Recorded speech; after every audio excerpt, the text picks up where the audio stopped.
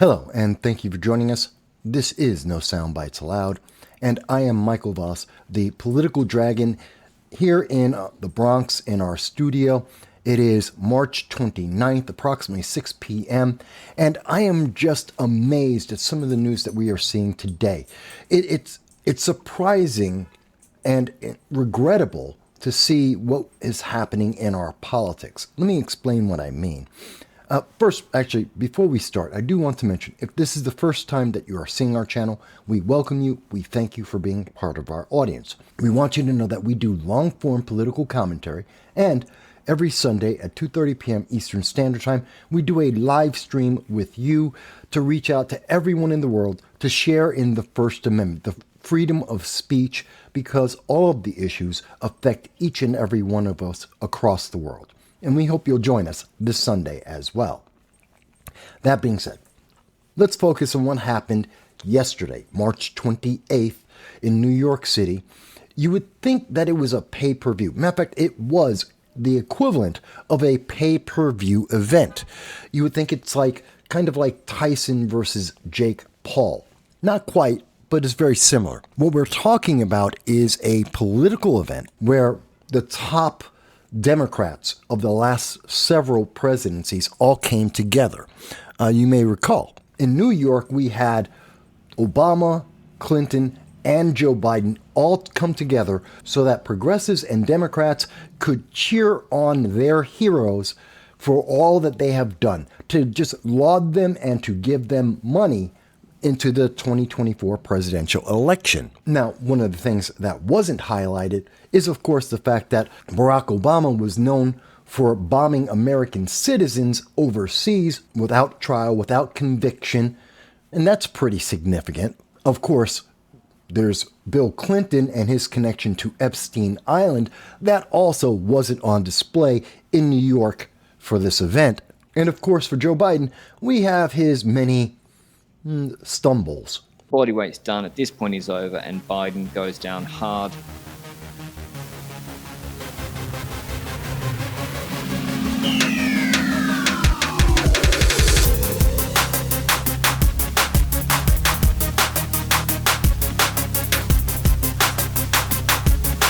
Yeah, Biden's real impressive there.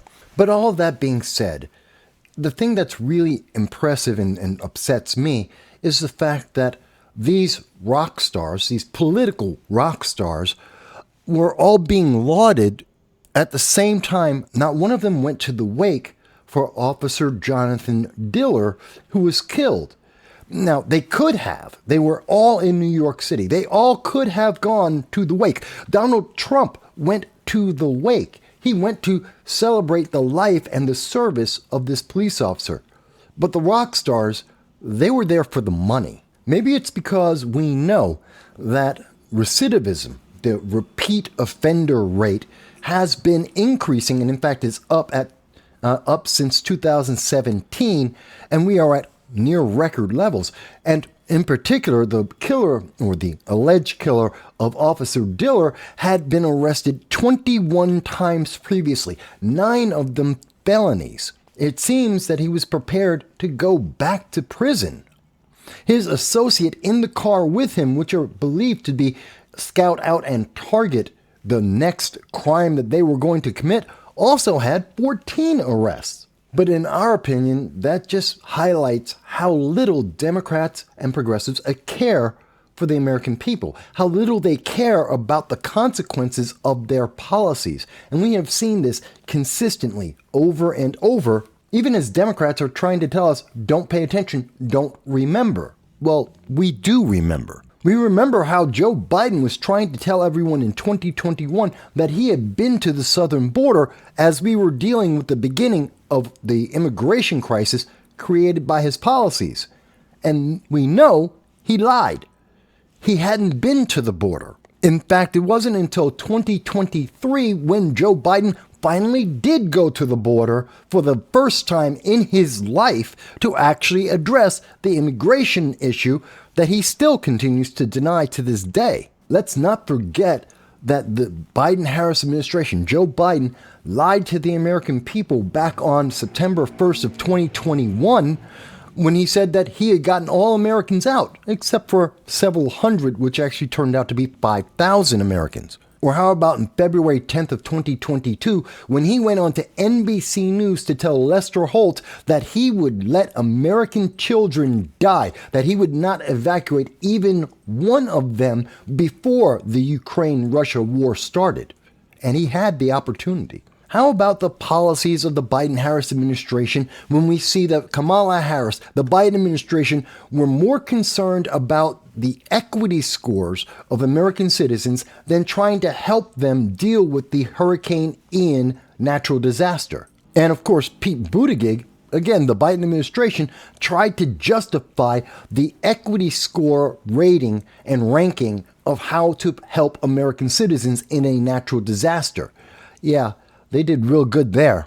In fact, it wasn't just the politicians in the Biden administration. It was February 27th of 2023 when Saturday Night Live was laughing at the American people about the East Palestine, Ohio train derailment, that they were mocking American citizens because we were concerned about trying to protect Americans, which the Biden administration didn't have a concern about. Remember, Pete Buttigieg didn't want to go. He didn't show up until Trump showed up with food and water to help the people. Then the Biden administration decided to jump on and try and do something. Or perhaps we should think about April 7th of 2023, when Kamala Harris decided to go to Tennessee in the wake of the Tennessee trans shooter that killed children, 9-year-old children before getting gunned down. Kamala Harris went, not Joe Biden, Kamala Harris went to be able to talk and save the Democrats in the Tennessee legislature. She never visited the family. She never dealt with the issue of the mass shooting. No, all she went there was to do politics, to protect the black Democrats from ridicule that they had earned over the Tennessee trans shooting. But let's not think that this is the end of it, because even today we see a result of Biden's failed policies in the Red Sea, where he's expanded. We are in a bigger war than we had been in previously. We're fighting the Houthi terrorists in Yemen and in the Red Sea, something that Joe Biden has told us he has a handle of, and yet the no-fail mission continues with failure, which says nothing again about the illegal aliens and the problem with our border. As we understand, 169 known or suspected terrorists entered into America that were caught. 169. About half of all of the known or suspected terrorists that entered America crossing our borders since 2017. Half in just 1 year. And currently, there are somewhere between 49 and 54 known terrorists that have entered America just in 2024 alone, that Joe Biden doesn't want to talk about, and you're not supposed to remember. It's kind of like the American hostages being held by Gaza. There are 23 Thai hostages have been released. Almost every single Thai hostage has been sent home. Americans, over 22 hostages, they're still held by Gaza. That's amazing. That's pitiful. Pitiful. And we still can't get them home as we continue to negotiate. And of course, there's the recent cover-up about Haiti. You don't hear a lot of news about that because we did get 230 Americans to come home. 10 of them because of a private mercenary group. There's 30 because of Corey Mills out of Florida, a congressman who got them home, and the rest were from the Biden administration. And when you think about that, we know, according to multiple news sources, at least 45,000 Americans live in Haiti. That was in 2010. And we know that the Biden administration wasn't even able to fill one 747 plane full of Americans that are trying to escape the warfare, the hell zone that is Haiti at this moment. Not even one 747 plane for Haiti. So this brings me back to the celebration. The celebration amongst progressives and Democrats in the bluer than blue stronghold of New York State. They're so happy that they got $26 million. But look at what people are supporting. Open borders that are threatening lives like Laken Riley. They are allowing terrorists to attempt, if not succeed, in getting into our nation, to have expanded wars, continuous wars, abandoning Americans across the world. There's no positive to this. Why are they doing this? I don't get it. Why are progressives and Democrats so happy to cheer on these individuals that have not led to benefiting their lives? Their life is not better today than it was 5 years ago. I initially was going to do this as a short, but there's just too much information, and I cut this down.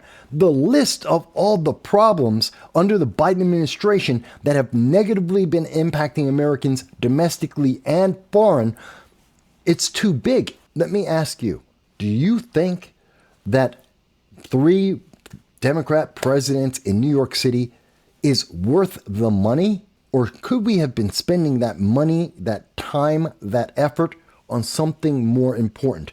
Would it have made a difference if they actually showed up at the wake just like Donald Trump did? Would you have been more impressed by that as a Democrat, as a progressive, as an American citizen, or less? Shouldn't we be talking about the lack of empathy that we have seen consistently under the Biden-Harris administration, whether it's a mass shooting in Tennessee, a natural disaster in Florida or in Ohio, or whether it's cops being killed doing their job in New York City? They have no empathy for the American people. But they're more than happy to take your money and say, Orange Man bad, you better vote for us. And I can't understand why we would. What do you think? Imagine a birthday where you receive the gift. That's exactly what's happening on April 6th, 2024. I, Michael Vasquez, am doing a marathon live stream aiming for 12 hours of nonstop content. Why? To celebrate my birthday by gifting you with in-depth coverage of news from local to international, insightful predictions about the 2024 elections and the U.S. economy, and much more. This isn't a one-way street. I will be taking your calls, responding to your chat, answering all your pressing questions on any subject you want. It's a celebration of knowledge, free speech, and giving back. So don't hesitate to drop by, say happy birthday, and ask your burning questions. Join the celebration and let's dive deep into news and current affairs together. This is your chance to be part of a unique birthday bash. Don't miss it.